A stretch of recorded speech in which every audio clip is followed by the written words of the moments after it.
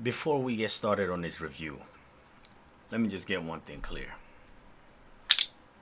I love this camera. So I've been using this camera now for some time, and just fiddling with it is so intuitive. It, it's so much better than a GoPro.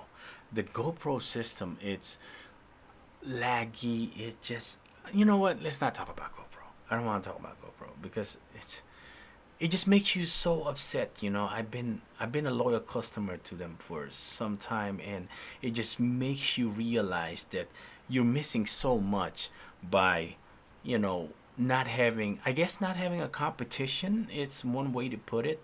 But now that they have a competition, something that is like a neck to neck competition with them, I mean, yeah, you have Insta360 that is probably up there with them too. You got some people that also likes Insta360 and whatnot, but I don't have an Insta360. I didn't get a chance to try an Insta360 system, so this is what we got, and I love it.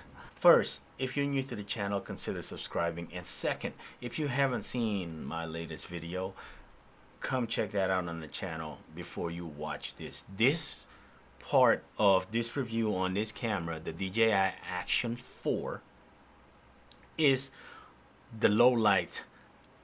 Basically, we're testing this in low light. We're testing the D-Log versus the normal mode. So that's what this test is all about.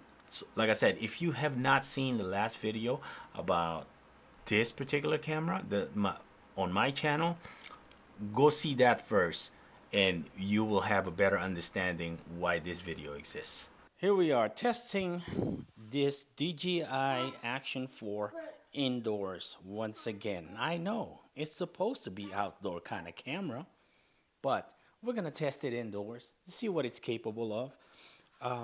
What I have done so far, so on C1, I have set my custom mode dials or custom dials to C1 is 4K 24 and color is DJI color. Also, everything is auto. I don't know what she's picking up over here. Oh, it's her leftover egg. Don't pick that up, baby. Oh, one thing. Let me put a side note. I was so looking forward to her walking. Now that she is like somewhat walking, right? She just recently started walking. I'm so happy. But at the same time, I am so tired just chasing her around. Anyway, so we are at -2 on the sharpness and -2 on the noise reduction. And this is what it looks like. We are on auto ISO 100 to 1600. Looking up this way is hitting, that's the window, sunlight coming in, 1200 ISO. I kind of don't like that. You see, like, I'm looking at the DJI Mimo app right here. My shutter speed is 1/400. I think that's a mistake. Why would we go? Why can't we just prioritize lowering the ISO here to say maybe 800? I think that's where this camera performs the best is ISO 800. But why is my shutter at 1/5000 or 500, 1/400 now? I think that's I think that's a mistake, And over here I'm at 1/120. So outdoor 1/1000, and we're at ISO 320. Now you see it's working good here, right? But for some reason, when you get like to this area, say you get a lot of dark right here, actually 1/120, so that's okay, and ISO 800-ish, so that's okay. I mean, I get it. This is not gonna perform, like an expensive camera. See right there, we're hitting at ISO 1200. We shouldn't be hitting ISO 1200 here. I think it's maybe because the color of the walls, you know. but ISO 1200 and shutter speed of 1 over 800. I don't like that. I mean, why can't we just stay at 120? You know, put put the put the shutter speed to secondary adjustment, and then put ISO to main adjustment.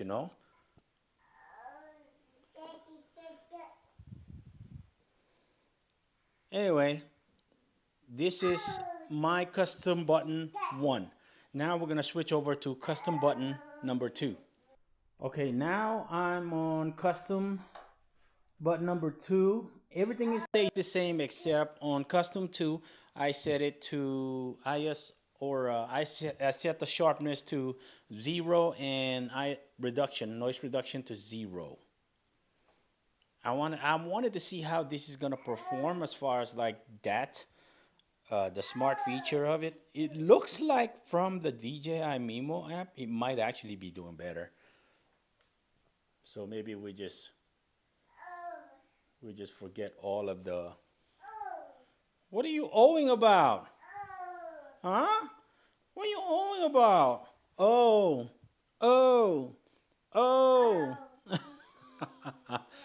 Okay, so yeah, it actually from the DJI Mimo, it looks better with the sharpness to 0 and noise reduction to 0. So maybe we're gonna be bumping those up some more. Okay, now we go to custom button number 3. Okay, now we are on custom button number 3. Everything stays the same except for we are now on D-log and sharpness 0. I mean sharpness -2 and noise reduction -2. And based on what I'm seeing here, what I love about the DJI is their D-log is so flat compared to the GoPro. It's so crazy, man. It's like it's night and day. Like some of you guys commented to be like, try the D-log. Trust me, I'll let you I'll let you see the results for yourself. So right here, we are still on auto exposure now. You have to remember that. And right here, actually, this is better. It's performing better here. We're at ISO 270, and let me see. Shutter speed is 1 over 240. I would still like to see that, maybe like max that out to 120. And if it's too bright based on exposure value, maybe bring it up some more. You know what I mean? Because like you don't want that much shutter speed on that. I mean, like double the shutter speed is all that you want, max. You want to try to maximize your ISO performance over your shutter speed. As long as you double on your shutter speed, you are good to go. You know. So I think I'm gonna like this better. Uh, I'm also have I'm not gonna test the sharpness and the noise reduction on D-Log because that makes no sense. Because if you're gonna bring it up to D-Log, you're gonna go ahead and you have those options anyway to edit it, right? And I add those on in post.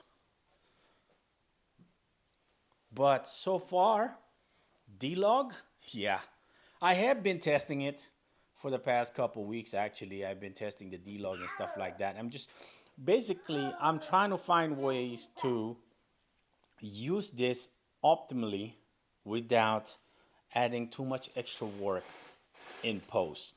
That's the key here.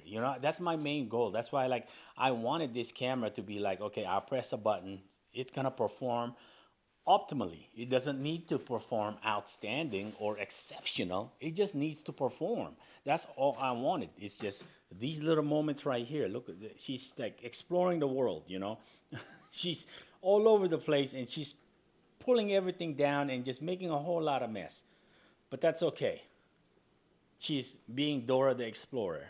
Now I have C4, and on C4 is DJI color with auto enhance, with auto low light enhancement. So basically the computer or the device, the Action 4 is going to decide what's low light, and based on that it's going to adjust the sharpness and the noise and stuff like that. So, or it's going to add noise processing reduction and whatnot.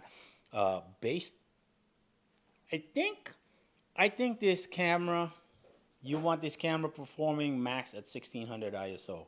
Right now we are almost 2 stops under, but I think that's where you want. I mean, look at this. Look at this. Look at this. But as far as shutter speed, I'm not.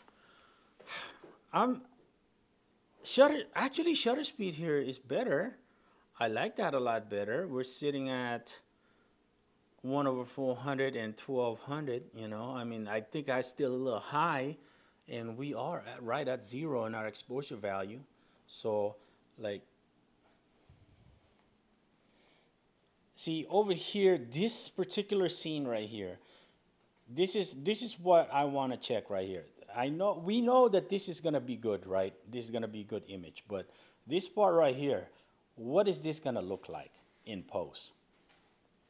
Based on the Mimo app at 1600 ISO, I think that's the max that I want this to be, as far as like reusable image. You know what I mean, or usable image, or usable footage, I should say.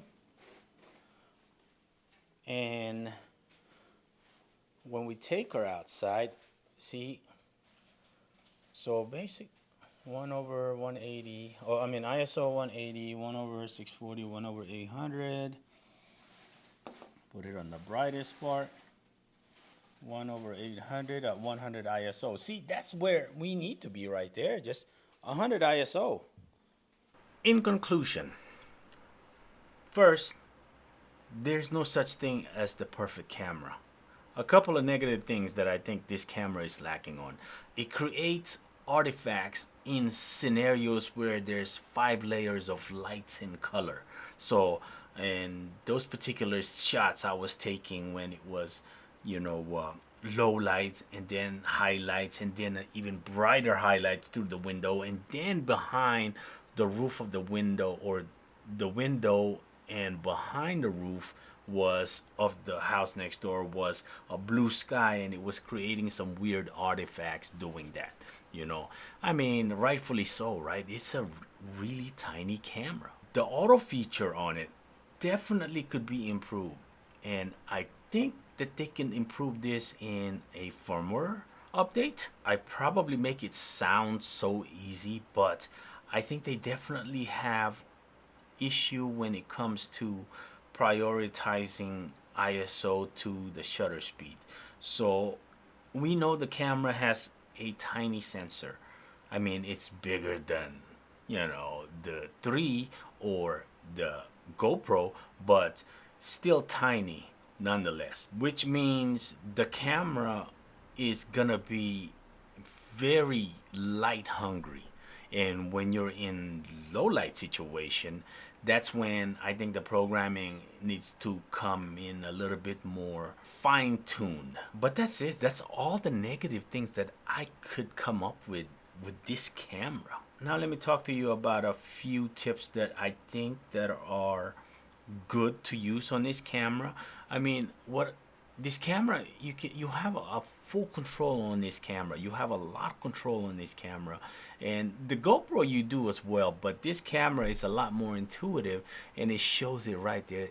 It's right there in your face. So a few things I would say: noise reduction and sharpening. I would say start at 0 if you are using this camera in DJI normal color mode. If you have time to edit, definitely use D-Log and convert it to whatever color space you wanted to edit it to, because the camera does hold very well when you are pushing and pulling these color wheels in contrast and highlights and shadows and whatnot. And on that note, if you're going to be using D-Log, make sure you also turn on full auto manual on this camera, because You have full control and you can expose properly. Don't, I think the auto feature on exposure part is so okay. It's acceptable, right? But if you're gonna be using D-Log anyway, why not just go ahead and fully manually control them, right? There's gonna be only very few specific scenarios where I'm gonna be turning D-Log and full manual on this camera. Other than that, I'd say 98% of the time I will be on auto with this camera. So after a few weeks with this camera, would I recommend it? Absolutely. You know why? Because it just works. It doesn't freeze on you. It doesn't magically drain batteries on you. And it's just so intuitive. That concludes my test on the DJI Action 4. I love the camera and I think it fits perfectly with what I intend to use the camera for. So, until next time, don't forget to subscribe, hit the like button if you like this video, and we will see y'all in the next video.